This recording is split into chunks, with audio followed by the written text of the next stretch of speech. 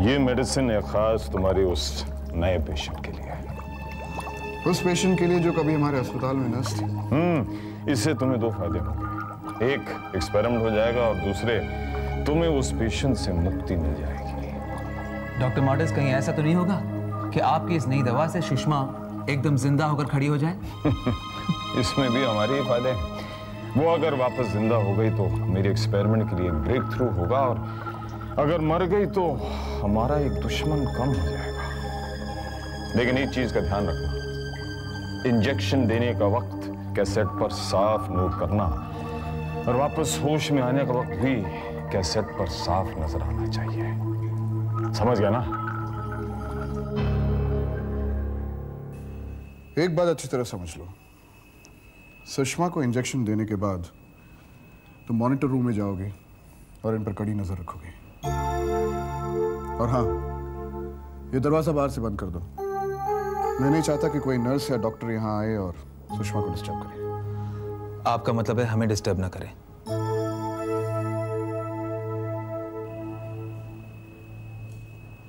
Good night Sushma, sweet dreams.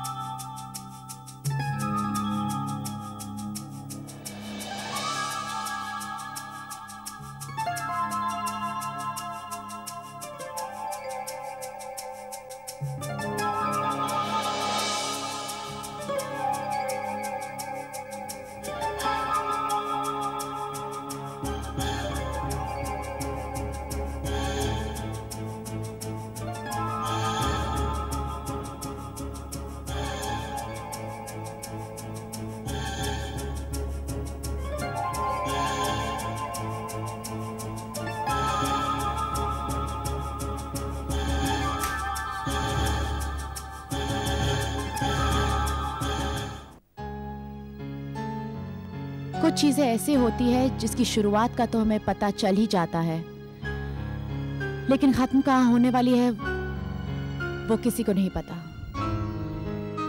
जैसे कि वक्त, इसका अंत कहाँ होगा ये कोई नहीं बता सकता। वक्त की शुरुआत भी तो किसी को नहीं पता, इसलिए वक्त को अनंत कहा जाता है।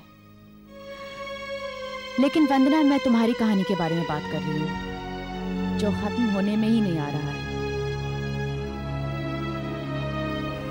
कड़वी यादें जो आग की शोलों की तरह होती है, जब निकलता है तो मन के किसी न किसी कोने में सुलग उठता है। मैं बहुत थक गई हूँ नीरा, बहुत थक गई हूँ।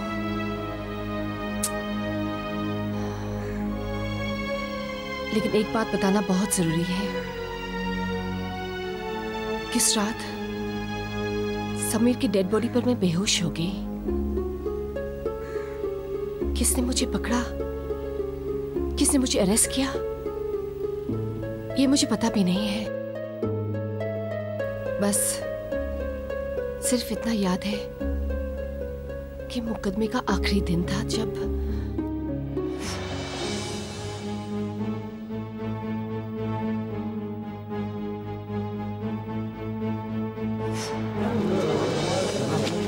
जज साहब, मैं अपनी माँ से मिलने पंचगनी गई थी। जब वापस लौटी तो देखा कि वंदना समीर साहब के डेड बॉडी पर गिरी हुई है। वंदना के सारे कपड़े खून से सने हुए थे। मैंने ही पुलिस को इन्फॉर्म किया था जज साहब। जी हाँ, मुझे पूरा विश्वास है कि मेरे बेटे की जान मेरी बहू ने ही ली है। अपने जिस्म का प्रदर्शन करके ये एक अच्छी मॉडल बनी। इसे ऐसी ही जिंदगी पसंद थी, लेकिन मेरा बेटा नहीं चाहता था कि उसकी पत्नी अंग प्रदर्शन करके दुनिया के सामने तमाशा बने। अपनी आजादी के लिए इसने मेरे बेटे की जान ले ली। बेशक डॉक्टर समीर और वंदना में झगड़े बढ़ते जा रहे थे। वंदना दुनिया की हर लड़की पे शक भी करने लगी थी। हम दोनों मल्होत्रा हॉस्पिटल में पार्टनर्स थे। समीर मेरा दोस्त था। वो एक अच्छा डॉक्टर ही नहीं, एक अच्छा इंसान भी था। जो कुछ भी हुआ उसका मुझे अफसोस है। उसके बावजूद मुझे वंदना से पूरी हमदर्दी है। लेकिन उन दोनों के आपसी झगड़ों के बावजूद, चूंकि मैं वंदना को बचपन से जानती हूँ, ये पूरे यकीन के साथ कह सकती हूँ कि वंदना अपने पति का खून कर ही नहीं सकती।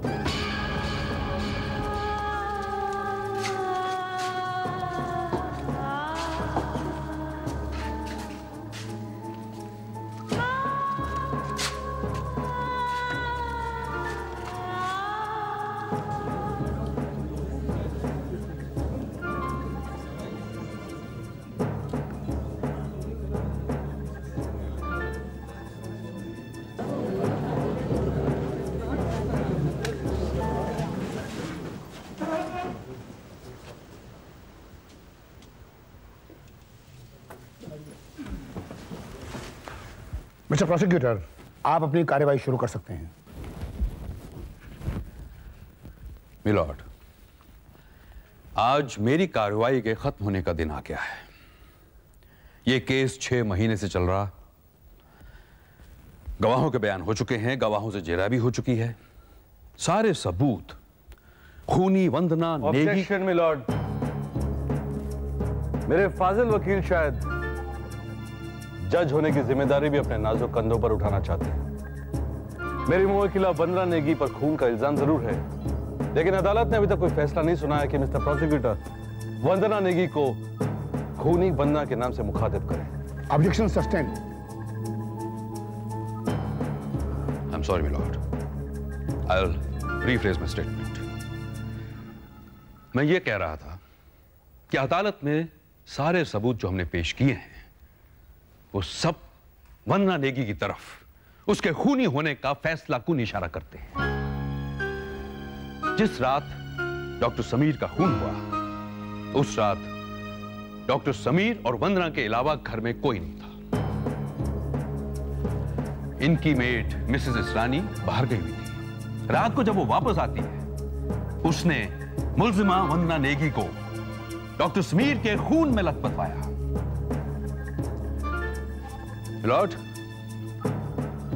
वंदना की सहेली जिना के कहने के मुताबिक डॉक्टर समीर और वंदना में उन दिनों झगड़े बढ़ गए थे और वंदना हर औरत को शक की निगाह से देखने लगी थी। डॉक्टर समीर की माताजी के कहने के मुताबिक डॉक्टर समीर को अपनी बीवी की जिस्मानी नुमाइश बहुत ही दुख दे रही थी।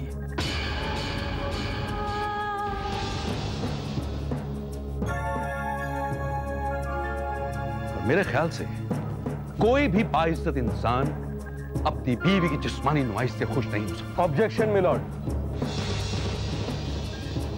प्रोसिक्यूटर साहब को अदालत में अपने फैक्ट्स रखने का हक है, अपनी राय देने का नहीं। यह कानून की किस किताब में लिखा हुआ है? शायद वो कानूनी किताबें आपको अदालत की लाइब्रेरी में मिली नहीं। Order order. Objection overruled. Mister prosecutor, आप अपनी बात को मुख्तसर रखें। Thank you my lord. मुल्जिमा वंदना नेगी उस रात की हर बात को बहुत ही कन्वीनियंटली भूल गई है। इन्हें याद नहीं है कि इनके कपड़ों पर डॉक्टर समीर का खून कैसे आया।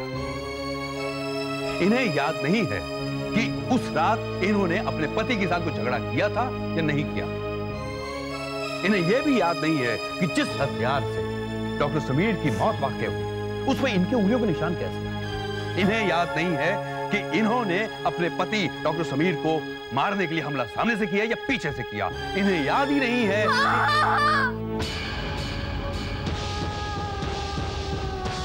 मुझे कुछ याद नहीं है। इतने से अपराध पर मुझे सूली पर चढ़ा दीजिए। मैं जीना नहीं चाहती हूँ, मैं जीना नहीं चाहती हूँ। मुझे फांसी देना। मुझे फांसी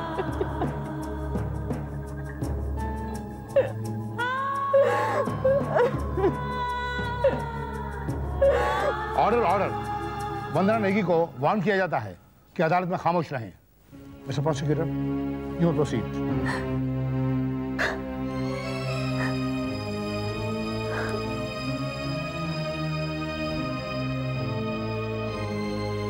मिलॉर्ड, मैं चंद लफ्जों में अपनी बात खत्म करता हूं।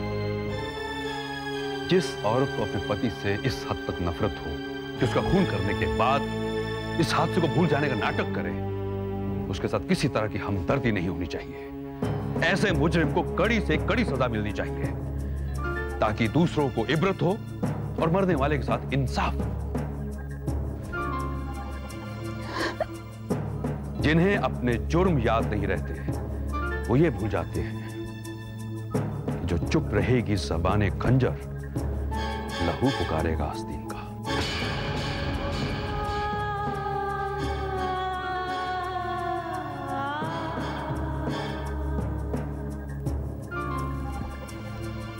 That's all, my lord.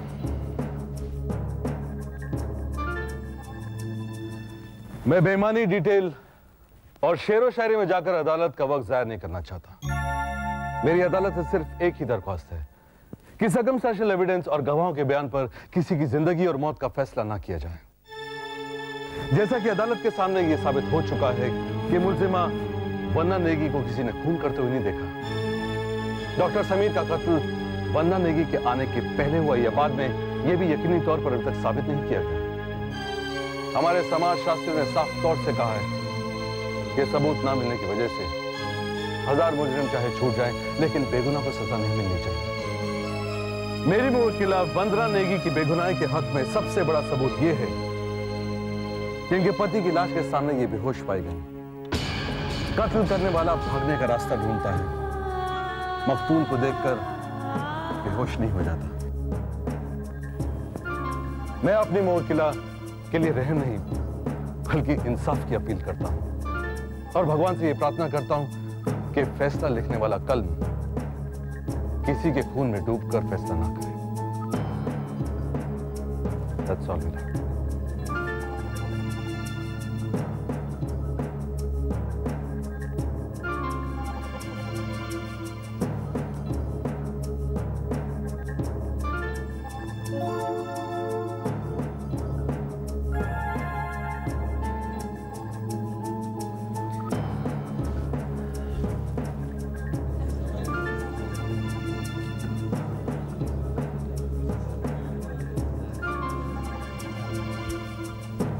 तमाम तर सबूतों और गवाहों के बयानात की बिना पर यह अदालत इस नतीजे पर पहुंची है कि वंदना नेगी कसूरवार है।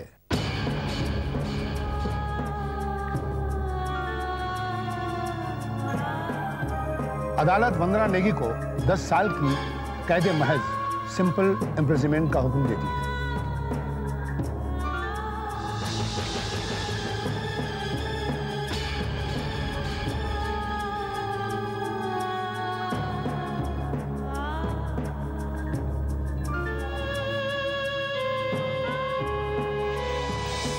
मेरा ख्याल था कि जेल से छूटने के बाद मैं अच्छी जिंदगी जी सकूंगी,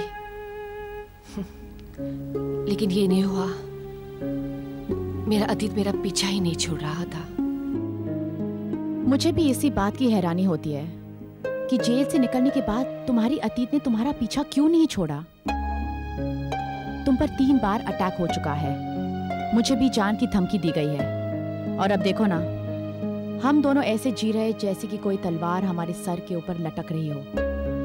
लेकिन कौन है हमारी जान का दुश्मन? मैं हमारी कह रही हूँ क्योंकि अब तुम्हारी वजह से वो मेरा भी दुश्मन बन गया है। मगर कौन? यही तो सवाल है Vandana. That's the question. I don't know. Doctor Prafull, doctor Kalandari या फिर कोई और।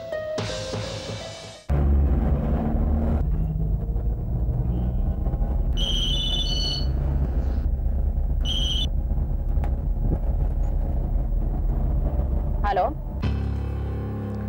नीरा मेहदी। डॉक्टर प्रफुल्ल। मेरी आवाज पहचानती हो? मैं आपकी धमकी भरी आवाज कैसे भूल सकती हूँ?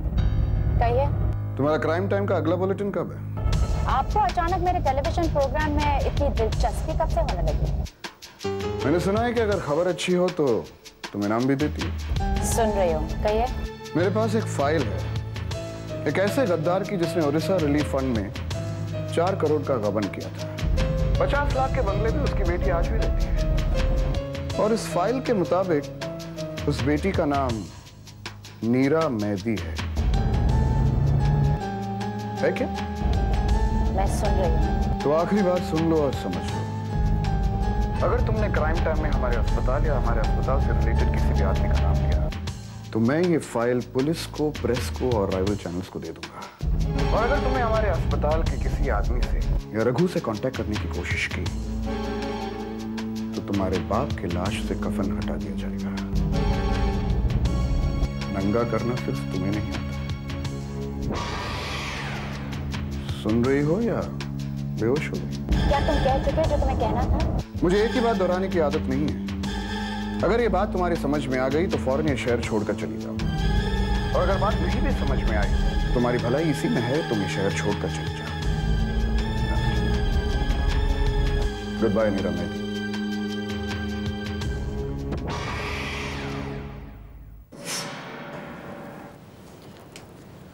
मिसेस इसरानी। हाँ वंदना, जरा ऊपर आइए।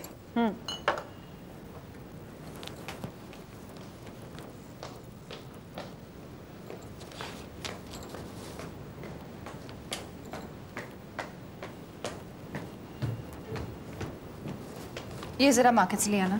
ये क्या है? दवाइयाँ। दवाइयाँ और मार्केट से? क्यों? तुम्हारा इतना बड़ा हॉस्पिटल है और दवाइयाँ मार्केट से मंगवा रही हो? मैं अपने हॉस्पिटल की दवाइयों में विश्वास नहीं रखती। आप जरा ये ले आइए। ओके।